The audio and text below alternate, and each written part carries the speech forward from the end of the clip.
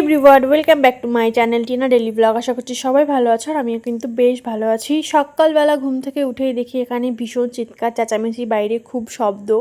এবার এত আওয়াজ কিসের, সেই কারণে আমি আমার ছেলে চলে এসেছিলাম একটু ব্যালকনিতে। আর এসে দেখি রাস্তার এখানে কাজ হচ্ছে, পুজোর আগে আগে এরকম রাস্তা রিপেয়ারিংয়ের কাজ হচ্ছে। তো সেটা দেখে কিন্তু ভীষণ আনন্দ হচ্ছিল, কারণ রাস্তাটা ঠিকঠাকভাবে হলেই সবাই না ঠিকঠাকভাবে আমরা ঘুরতে পারবো।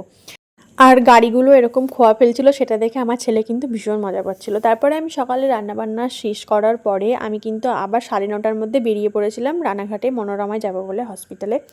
তো আমাকে কিন্তু সপ্তাহে এরকম 2-4 দিন করে হসপিটালে যেতেই হয়, কারণ ছেলের ফিজিওথেরাপিটা আমি এখনও কন্টিনিউ করছি। হাই, হাত দিব না, হাত পাগল। তাহলে বলো, আবার বলো হাই বলো।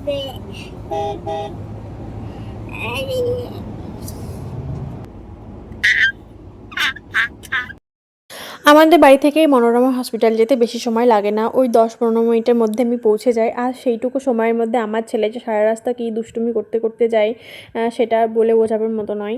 তো তাও সেটুক টাইম ছেলের সঙ্গে মজা করতে করতেই আমি চলে যাই হসপিটালে। আর এখন হসপিটালে এসে বসে আছি, স্যার এখনও আসেননি। আর স্যারকে দেখে তো আমার ছেলে ভীষণ খুশি হয়ে যায়।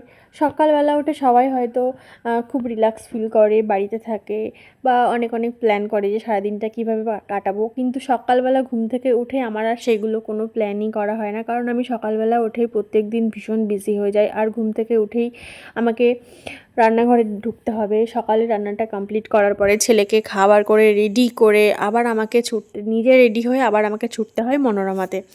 মানে ভীষণ একটা স্ট্রাগলের মধ্যে দিয়ে সকালটা আমাকে কাটাতে হয়।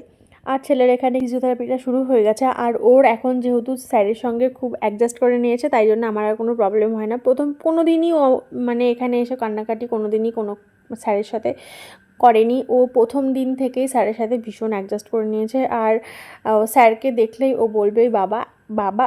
হ্যাঁ, স্যারও ওকে খুব ভালোবাসে। দুজনেই হলো দুজনের মধ্যে ভীষণ একটা বন্ধু বন্ধু ভাব হয়ে গেছে। আর স্যারের স্মার্ট ওয়াচটা নিয়ে ছেলে এখন এই যে ঘাটাঘাটি আরম্ভ করে দিয়েছে, কত গল্প, কত হাসি আড্ডা, নাচানাচি আরম্ভ করে দেবে। আর ওরা দুজন গল্প করতে করতে গল্প শেষই হবে না। তো আমরা এখানে 1 ঘন্টা মতো থাকি। তো মনেই হয় না যে ছেলের ওর বাড়ি যাওয়ার কোনো বায়না আছে, বা ওর কোনো খেয়ালই থাকে না, স্যারের সঙ্গে গল্প করতে করতেই ও সময়টা কাটিয়ে ফেলে। সে কারণে কিন্তু আমার অতটা ডিস্টার্বও হয় না, আমিও এখানে বসে একটু রেস্ট নিয়ে নিই আর একটু ফোন ঘেঁটে নিই, করতে করতে আমার টাইমটা চলে যায়। আর এখন কিন্তু আমার হয়ে গেল, আমি আমাদের কাকাকে ফোন করে দিয়েছিলাম, কাকাও গাড়ি নিয়ে চলে আসলো, আর আমার এখানে গাড়িতে উঠে গেছে। আর আমাকে কেমন পাগলের মতো লাগছে, সকালবেলা উঠে এত মানে তাড়াহুড়োর মধ্যে নিজেকে পরিপাটি করার সময় আমার নেই। তো এখান থেকে গিয়ে আবার বাবুকে স্নান করানো, খাওয়ানো, নিজেও এখনও সকালবেলা খেয়ে ব্রেকফাস্টটা করে আসি না, এখান থেকে গিয়ে তারপর ব্রেকফাস্ট করব। আর এখন হচ্ছে শরৎকালের মেঘটা দেখেছো কি সুন্দর, মানে মেঘটা দেখে আকাশটা দেখেই মনে হচ্ছে যে পুজো পুজোর ভাবটা চলে এসছে।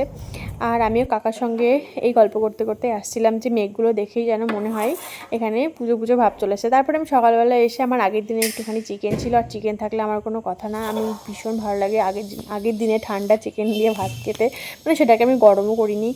আর এখানে খেতে খেতে আমি একটুখানি প্রাকৃতিক দৃশ্য দেখছিলাম জানলা দিয়ে, আর আমার এরকম খুব ভালো লাগে, মানে খেতে খেতে অনেক ভাবনা চিন্তা করে খাই আমি।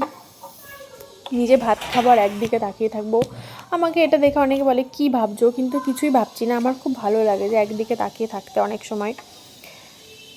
কার কার এরকম হয় আমি জানি না। চলো এখন সকালের ভাতটা খেয়ে নিই, ব্রেকফাস্টটা করে নিই। আর আমার হাজব্যান্ড খেয়ে ও দোকানে চলে গেছে, আবার ও আসবে 2 ঘন্টা পরে ছেলেকে রাখার জন্যে।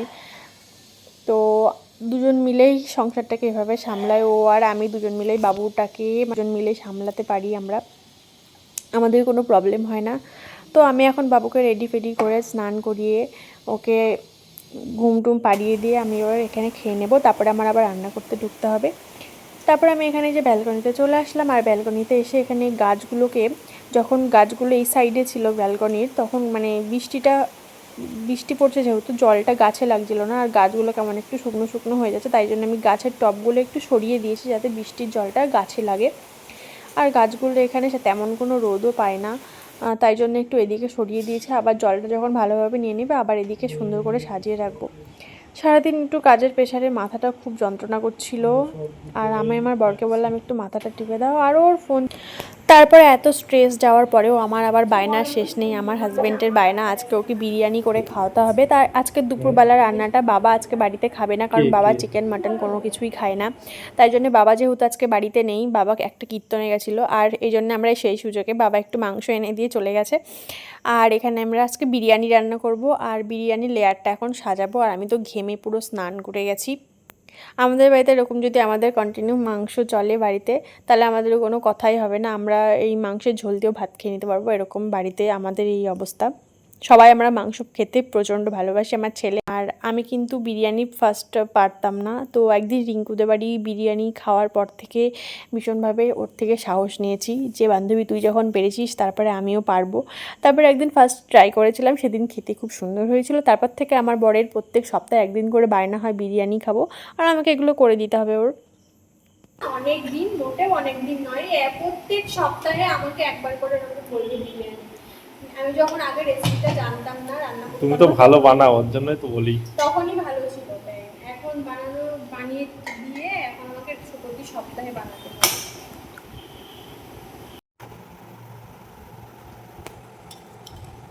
এদিকে কিন্তু আমার বিরিয়ানির লেয়ারটা একদম সাজানো কমপ্লিট হয়ে গেছে, আর বিরিয়ানির কালারটা কিন্তু হেভি সুন্দর হয়েছিল, আর বিরিয়ানিটা খেতেও কিন্তু ইয়াম্মি হয়েছিল। আর চলো, পরে আবার তোমাদের সঙ্গে দেখা হচ্ছে। আমার ব্লগগুলো তোমাদের কেমন লাগে অবশ্যই আমাকে কমেন্টে জানিও, আর আমার পাশে থেকে সবসময় এরকম ভালোবেসো। আর যারা আমার চ্যানেলটাকে এখনও ফলো করনি তারা অবশ্যই ফলো করে দিও, আর যারা ইউটিউব থেকে দেখছো তারা কিন্তু আমার চ্যানেলটাকে প্লিজ সাবস্ক্রাইব করে দিও। টাটা।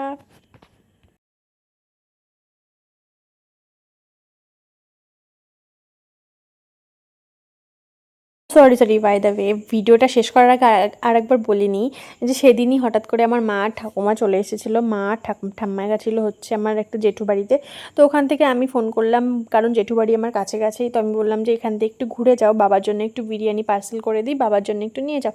তাই জন্যে মা আমাদের বাড়ি চলে এসেছিলো, আর বাবুর সঙ্গে এখানে খেলা করছে। মা ঠাম্মি একটুখানি ঠাম্মিকে চা বানিয়ে দেবো, মা চা খাবে না, কারণ মা জেঠু বাড়ি থেকে খেয়ে এসেছিলো। বাবার জন্য একটু বিরিয়ানি পার্সেল করে দিলাম, সে মা নিয়ে গেলো। আর এরকম নিজে হাতে রান্না করে বাবা মা যখন খায় বা খাওয়াতে পারি, এটা একটা নতুন একটা ভীষণ স্যাটিসফাই লাগে আমার কাছে। তো অনেক তো হলো, এবার ব্লগটা আমি শেষ করছি। টাটা।